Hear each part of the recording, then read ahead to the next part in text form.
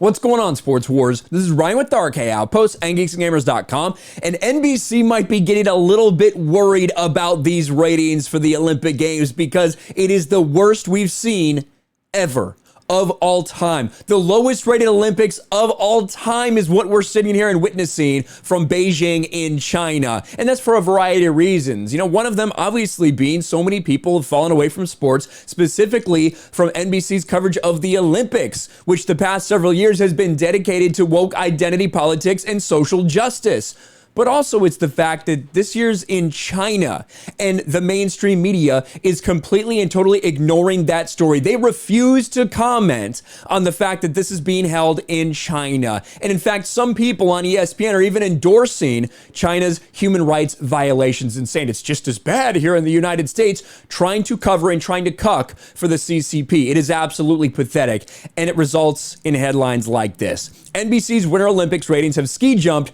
straight into the toilet. 2022 Beijing Games are on track for a record ratings low.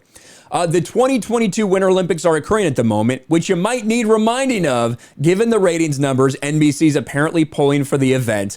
Bloomberg reports that the 2022 Games are currently set to have the worst TV viewership in Olympics history, currently operating at roughly half of what the 2018 Games in South Korea were 4 years ago. So we're not talking about, Summer Olympics in the United States versus somewhere halfway around the world, Winter Olympics. No, we're comparing Winter Olympics in Korea in 2018 to Winter Olympics in China in 2022.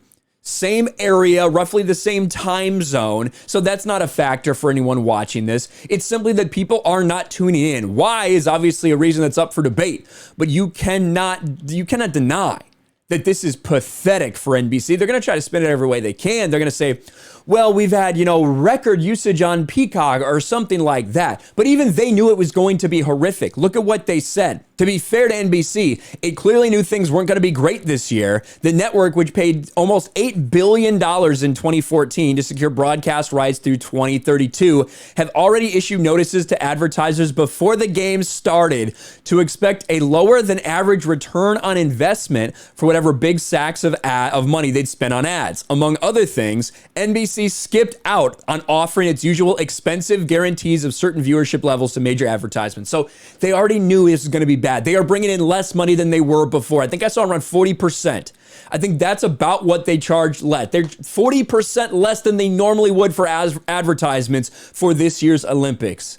This is a disaster for them. But this is what happens when people don't care about what the sports media has to say anymore, right? They're ignoring them because they're complacent. They're silent on things like China, but they speak out every time some black career criminal gets shot by the police. They need to speak out. They need to do 2-hour-long specials on it on ESPN, but not on what's going on in China. This is bad news for them. I'm sure they're getting some ratings on Peacock, maybe some signups on Peacock, but just like we saw for last Olympics, all of those go away.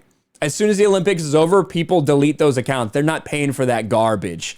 This is bad news for NBC, especially now that they have that contract hanging over their head for the next dozen years. Let me know your thoughts about all this in the comments below, about the Olympics ratings, about the ad revenue, about all that stuff. Smash a like button, subscribe to the channel, ring the bell for notifications, share this video out there, and I'll talk to you later.